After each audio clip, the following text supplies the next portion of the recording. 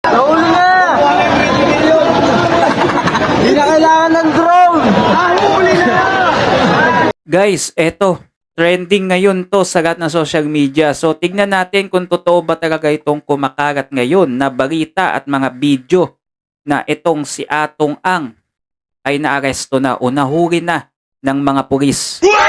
So, kagat ngayon sa social media guys, etong video na to na kung saan si Atong Ang ay kasama niya ang CIDG, yung mga kapulisan natin, habang isinasakay na siya sa mobile, no? Sikat to ngayon guys at kumagat sa social media. Tignan natin kung totoo itong video na to. Ipapanood ko sa inyo. Kasi kitang-kita naman dito guys sa video na si Atong Ang. Si Atong Ang nga mismo yung nasa video at kasama ng mga CIDG. So mukhang matutuwa na kaya ang mga kaanak o biktima nitong mga nawawalang missing sa Bungero. Kasi eto, sino kaya ang nagsumbong at sino kaya ang makakakuha ng 20 million na pabuya?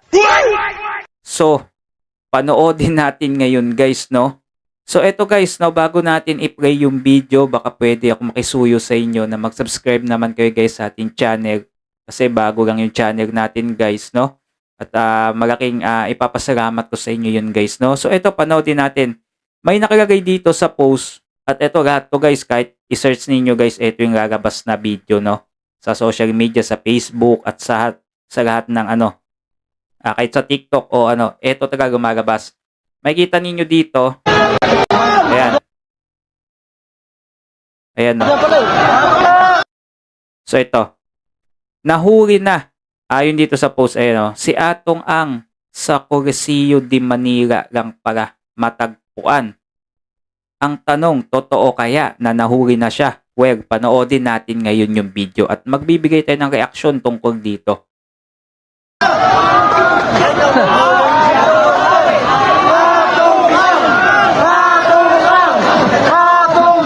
Nahuli na! Nahuli na! 20 million. Hindi na kailangan ng drone! Nahuli na!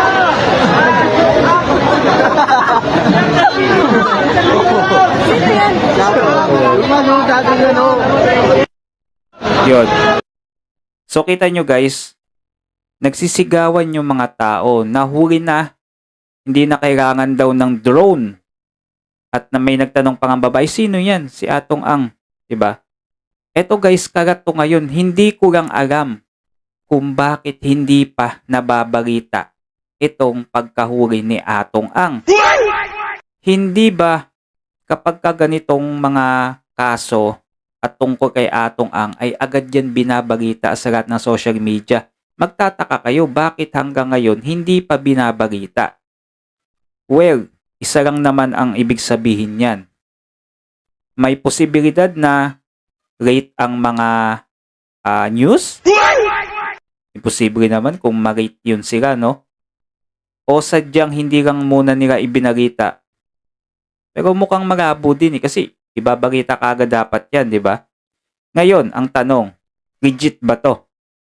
So kung pagbabasa natin yung video, mukha naman siyang legit at si Atong Ang naman yung kasama. Hindi lang natin alam kung kailan to kinunan itong video na to na pumutok ngayon sa lahat ng social media. So tingnan natin yung comment dito guys. Ayan. So ayan, kamukha ni Atong Ang nadamay. So kung ako, mukhang si Atong naman talaga nagsisigawan ng mga tao Hindi naman sila magsisigawan niya kung hindi si Atong mismo yun. Kitang-kita nila. Ito pa, totoo ba yan? Si Atong Wang yan Ayan si Atong Hang yan. Yan, na-stress si Atong Ang. Yan. So hindi natin alam kung legit ba talaga na bago tong video. Kasi pwedeng masabi natin legit yung video pero matagal na. Kasi kung sakaling totoo at legit itong video na to, yan, dapat pumutok na to sa balita, sa GMA, sa News 5, di ba? Baka luma to, tingin ko. Pero hindi natin alam bakit hindi baka may nakakagam sa inyo guys, no?